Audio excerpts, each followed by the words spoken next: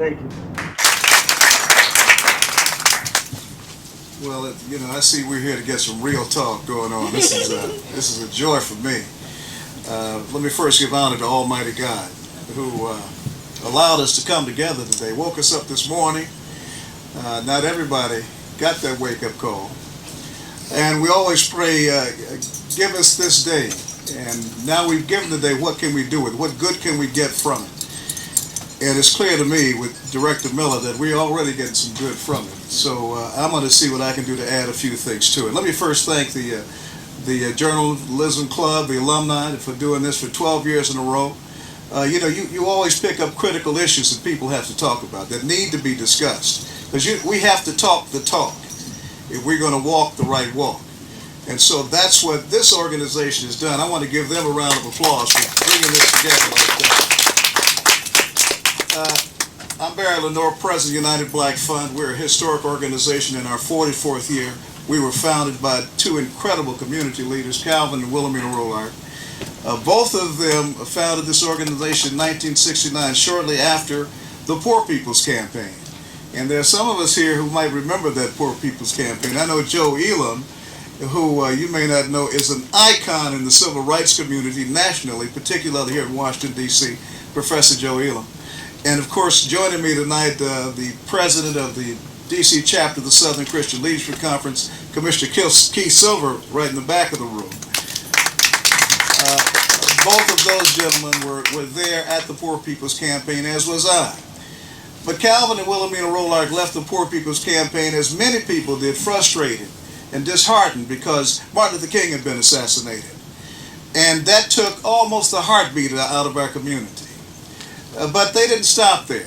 Their spirit kept soaring to say we have to get together and do something about the conditions in our community, particularly the condition of black people and black people in poverty. So for 44 years, United Black Fund's been engaged in these kinds of things. We now have 103 agencies working throughout the Washington metropolitan area on many, many programs. And we invite you to check us out. We've even found a way to develop a website. We've caught up with at least that much about the new technology. But the effort to eliminate poverty is one of the big things about this organization. And it was one of the issues that King and the other civil rights leaders dealt with. The mission to help black and poor people is a mission that drew people of goodwill from all walks of life to deal with. The effort of blacks to overcome civil rights prejudices drew people of goodwill, but the success of that civil rights effort benefited not just black people, it benefited women, it benefited the gay and lesbian community, it benefited the mentally and physically challenged people. And had it not been for a successful civil rights effort for black people, then none of those other groups would have been able to ascend like they have today. And if we can solve this problem of violence in our community, believe me, like then, other groups will be able to follow. There's a great debate today, great discussion today about violence, largely as a result of the killing of 22 innocent young people in Connecticut. Newtown. In Newtown, Connecticut. And sadly and tragically, those parents, those friends, those loved ones now experience what black people have experienced every day in their communities for the last 20 years. In Newtown, they organized. In Newtown, they protested. In Newtown, they came forward and made a demand. Why have we been so silent? Of the 5,000 youth killed in this country every year, 60% of black kids, most of them are black males. Why are we so silent? I'll tell you a story about my own silence, me breaking my own silence. Some years ago when I worked at with David Eaton up at All Souls Church in what was called then the 14th Street corridor, we built a playground called the Girard Street Playground. And I tell you the truth, when we built it, everybody in that neighborhood came out to help build that playground. Heroin was king then. But it wasn't the kind of king that dominated people's lives to the extent that the drugs that came later did. But heroin was king. When we built that playground, we had heroin addicts laying brick. We had people in the community coming forward, people cooking for the people working, kids working. The whole community came together and built that playground. You couldn't put a chewing gum wrapper or a cigarette butt on that playground because everybody had involved. Everybody had it was everybody's possession, that playground. Now, sometime in 2006, I go fishing I get my 2-day vacation, and I go fishing every year. And we're welcoming Dr. Barber Thank you. to the meeting. I go fishing every year, and so it was the case that I was going to go fishing up in New Jersey. And right before I went fishing, scheduled to go fishing, a 13-year-old boy was killed on that playground. And I shook my head and I said, that's a shame. But I went to Philadelphia on my way to New Jersey to go fishing. When I got to Philadelphia, 6 young black people were killed the weekend I was in Philadelphia. Ain't that a shame? I said, wow. And I'm thinking about getting over there to Cape May and getting my fishing line in. I went to Cape May, and in New Jersey, 2 students from Lincoln University, from Maryland Eastern Store, 3 students were killed, gangland style, on a playground in New Jersey. And then I just couldn't make myself really fish then. I mean, it just says everywhere I'm going, this message of death and murder and homicide and violence is right in my face. I came back to Washington, D.C., and that's when a 27-year-old father of 4 was killed on the Girard Street playground. That's when I had to stop. That's when I had to pray to God and say, God, please forgive me for turning my back, closing my eyes, and not standing up to try to do my best to do something about this problem. And so we got together with some friends and we started talking about it. We said we're going to ask, how do we solve this problem of violence? And so we said we're going to start with kids in black universities, historic black universities and colleges. We're going to find some answers from the best and brightest in our community. And so we set up an essay contest. And the essay contest asked this question. It says, what are the causes of violence in your community? What's your strategy for managing or eliminating those causes? And what steps do you take to implement that strategy? And we sent it out to 84 universities in the country. Then the debate came up about, well, you have more black people in prison than you have in college, and you have more kids here than you have there. And this really stupid argument we get into sometimes about things that really don't mean anything, things that never change anything, things that have no value to bringing about change in our community. But it dawned on us when the argument came up, well, we can't really talk about violence with college kids alone. We have to talk about violence with kids who are in jail. So we did another contest for kids in jail. We identified the 40 cities in this country with the highest index of violence, and particularly in the black community.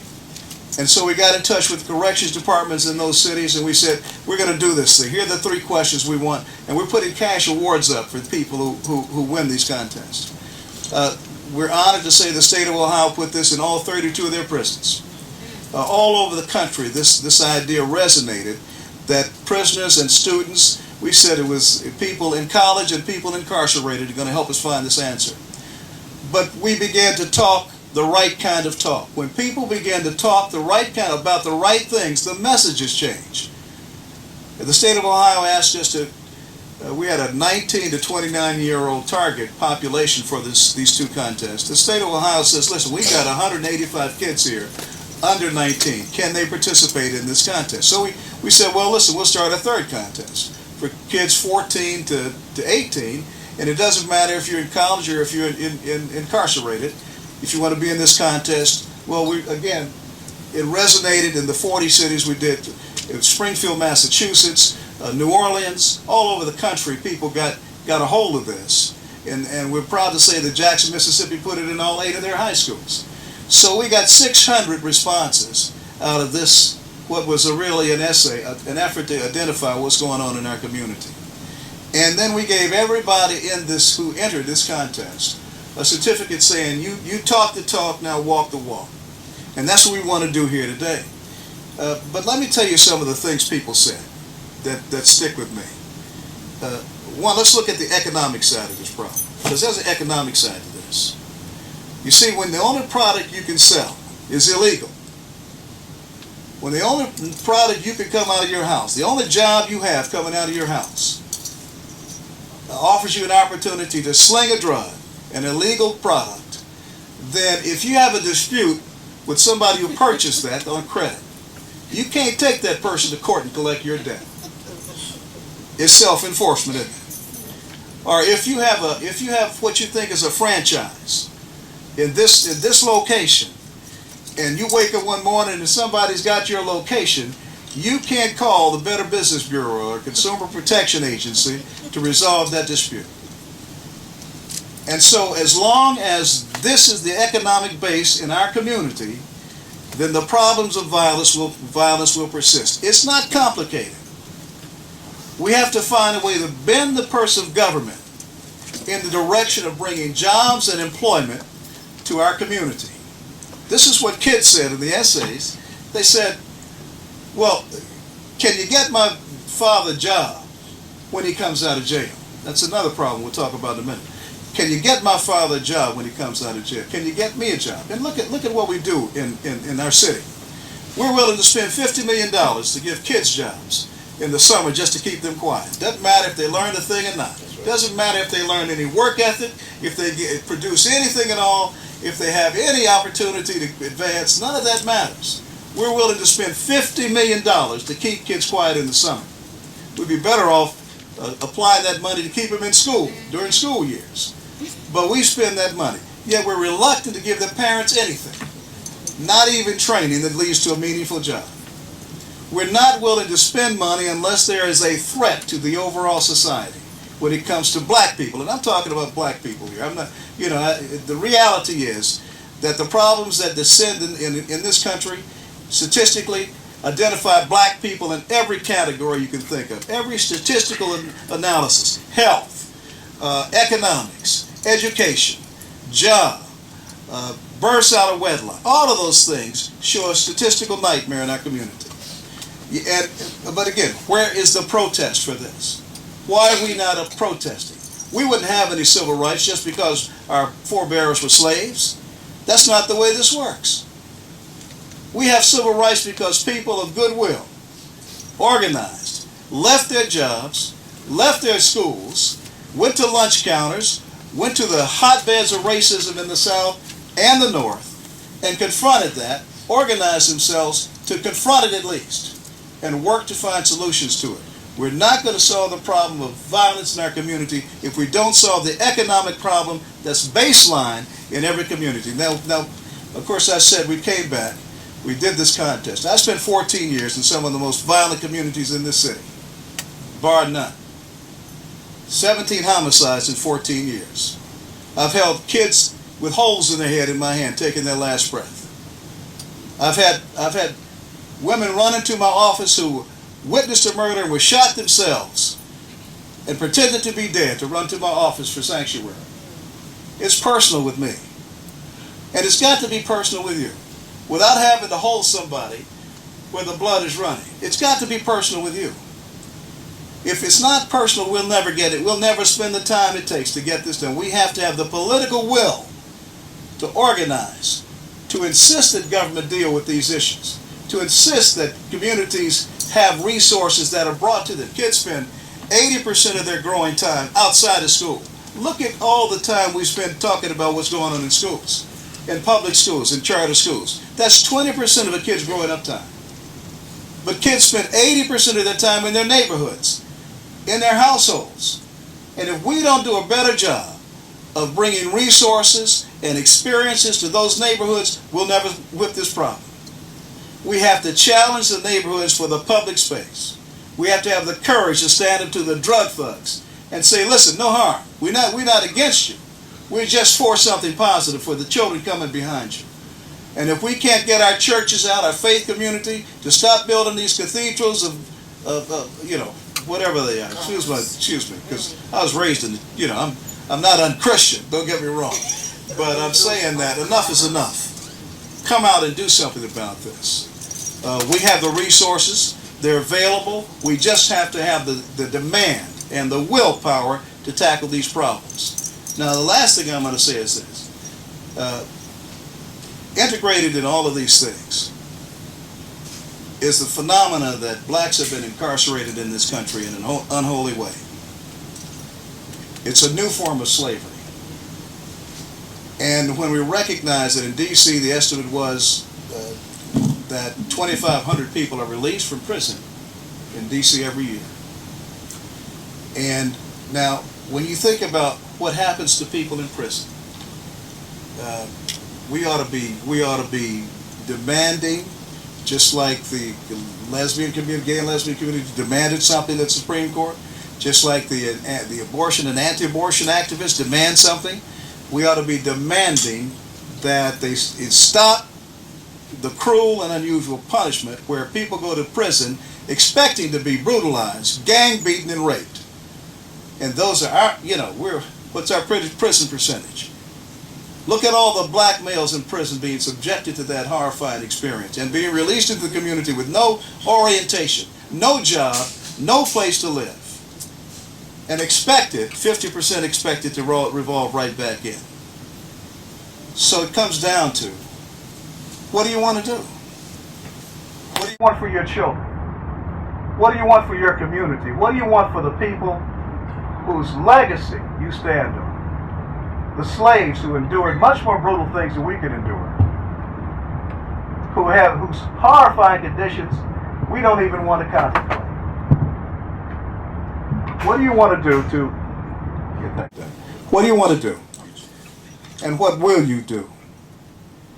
So there are solutions to these problems. There are ways to get this job done. But it's going to require a new commitment. It's going to require that we organize.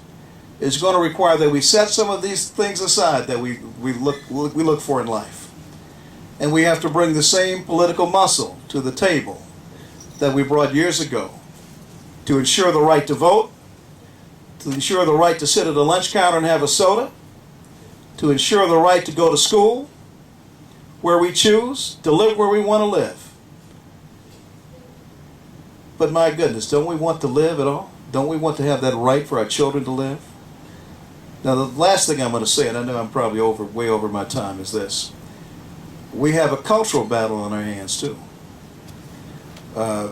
Anytime there's no protest, when Lil Wayne can use a lyric in his song that says, I'm going to beat this thing up until it looks like Emmett Till, and there's no protest in our community, we have lost almost our soul. When Rick Ross can sing about date rape like he has, we're losing our soul. Our children are saturated in a culture that promotes violence, disrespect, and the kind of machismo that always leads to jail. And C. Dolores Tucker, to her great credit, challenged this years ago. Everybody says, no, leave it alone. It's time for us to deal with some of these issues. Let me just thank you, and let me pass this microphone back on over. Thanks so much.